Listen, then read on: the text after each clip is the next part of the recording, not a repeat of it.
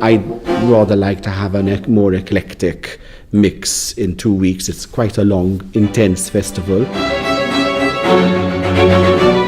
I prefer working up to in different genres, you know, choirs, instrumental, chamber performances, solo performances, and give them a good mix and program them where everybody has a chance to sample something different. If people come for 4 days, if they come for 5 days, a week, they will have a nice variation.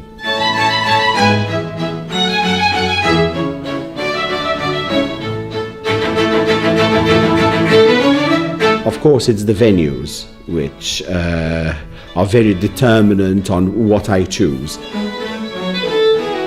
And the venues which are in Valletta exclusively, because the festival was originally conceived by me to be something which we would have for the capital of culture, which is in 2018. So basically it is a celebration of the beauty and the heritage of Valletta.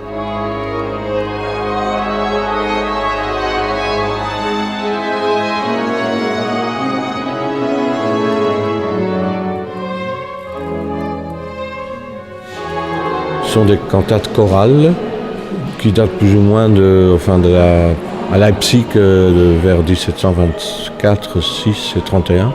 Donc il y a une espèce de cohérence. C'est aussi des prêches, si on veut. Et donc ce n'est pas tout à fait toujours une musique intimiste, loin de là. C'est aussi une musique très expansive, très baroque. Par contre, c'est évidemment une musique protestante.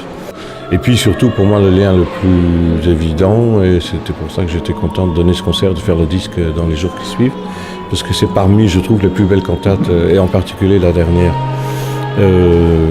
des 200 cantates de Bach. So St. John's Co-Cathedral dictates one type of music, you know, sort of what I call grand masses, like the B minor mass, the Passion selon Saint Matthew or St. John. It's that sort of thing.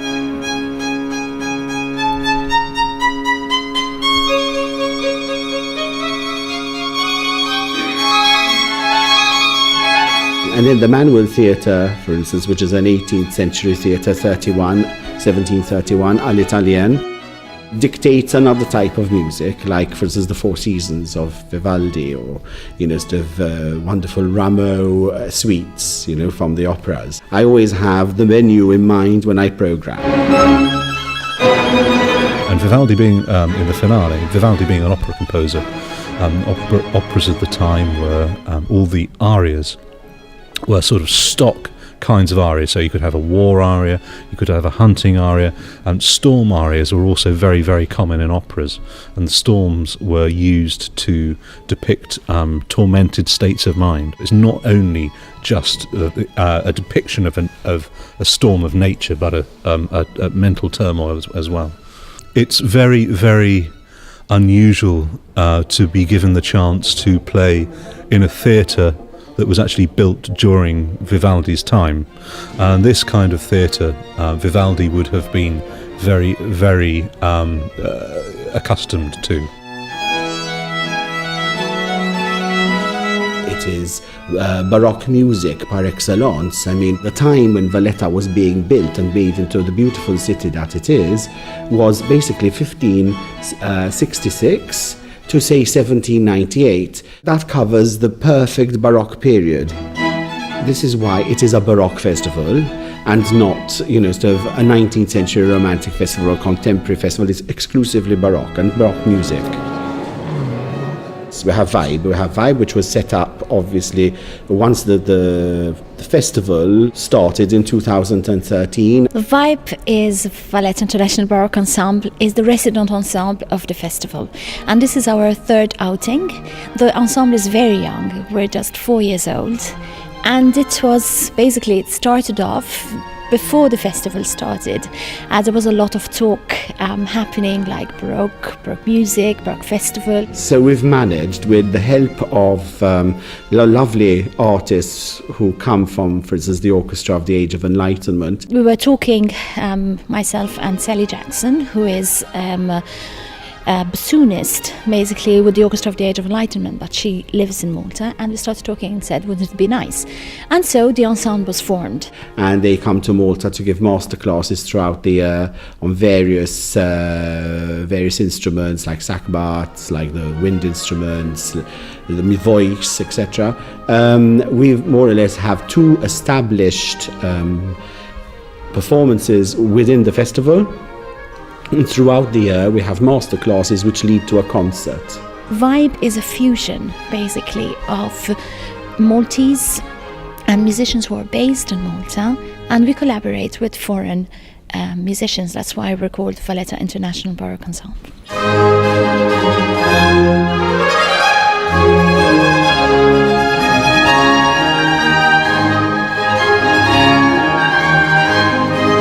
The main identity of the ensemble is, apart from playing on period instruments, which is what a lot of groups do.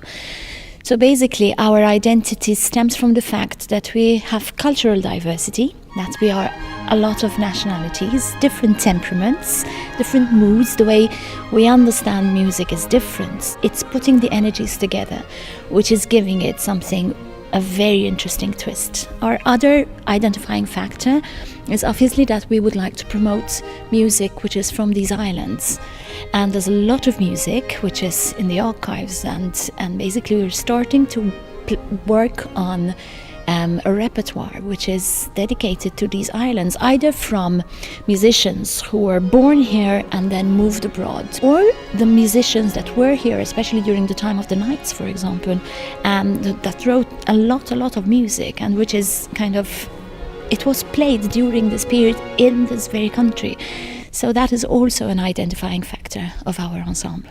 So there's a great wealth of music which musicians and musicologists are discovering, and we have them too in Malta.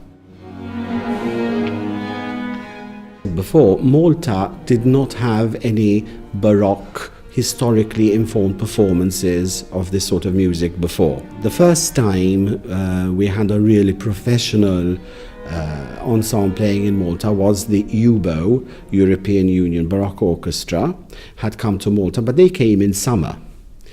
And of course, they realized that in the heat, the humidity of Malta, the gut strings, etc., were not going to work. I mean, there was no way they could play in the open. So they ended up by playing in an air-conditioned hall.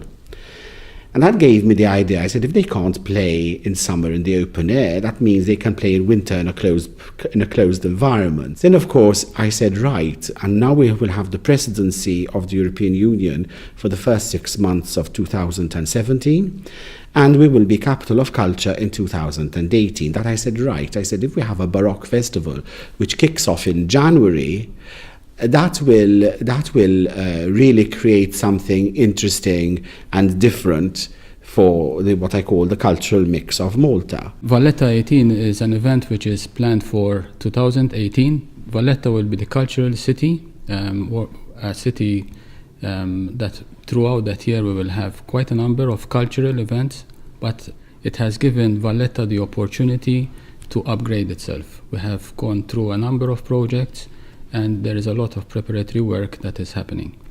Valletta 18 committee is also not looking at 2018 only. They would like to leave a legacy thereafter, and would involve not only the Valletta people, but also the people around Valletta and throughout the whole of Malta. So there is quite a lot of participations and different events that will give the opportunity for Malta to promote its capital city, a city which was built by Vallette back in 1560. That was the first time that Vallette initiated the building of Valletta.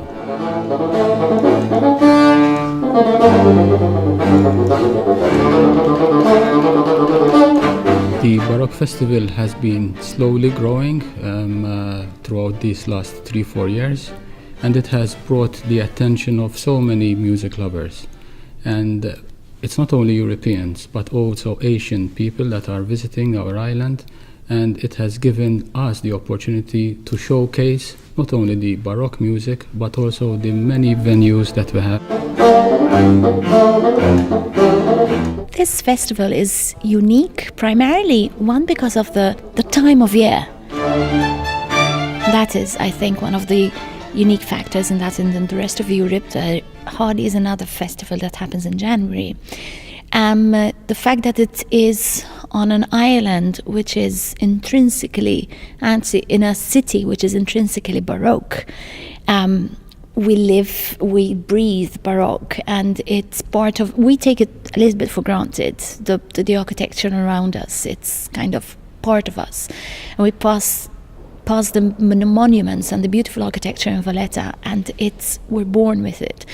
And the fact that this festival is deep within a city, which is a Baroque city, that is unique. The Maltese like a lot of music. We are people that like the outdoor, and we enjoy music, and we enjoy to party. Throughout the year, Malta has been organizing quite a number of different events. It starts the year with the Baroque Festival. It's a 2-week festival that covers quite a number of events and venues in Malta. But then we don't stop there in January. There are other events throughout the year covering from leisure, sports, and other activities that we go through the year. When it comes to music, we have quite a number of other activities that range from, as we're saying, the Baroque to the younger generation. We have in April an annual event by Lost and Found. Then we have the Isle of MTV, which is in summer. But also in summer we have Kalleya, that is an annual now event that has been happening for a number of years, and it is planned to continue. But as I was saying, we Maltese do enjoy our summer as well, because there is quite a number of village festas that organize their own activity, and we have outside bands practically every weekend. But there are also events that happen throughout the year where there is the Spring Festival, but towards the end of the year we also have activities in Gozo, but covering the opera. We have 2 special events that happen throughout October in Gozo, our sister island. But also we have venues that can be explored and have been here for more than 7,000 years. So our history covers quite a long period, starting from, again, 5,000 before Christ up to today's age. And we have quite a number of heritage sites that are being taken care of by us or by Heritage Malta that can be explored, starting from the Stone Age, going through the years that the Romans were here, and coming through modern history, also when the French were in Malta, and the English legacy. Quite a long history in such a small space of an island.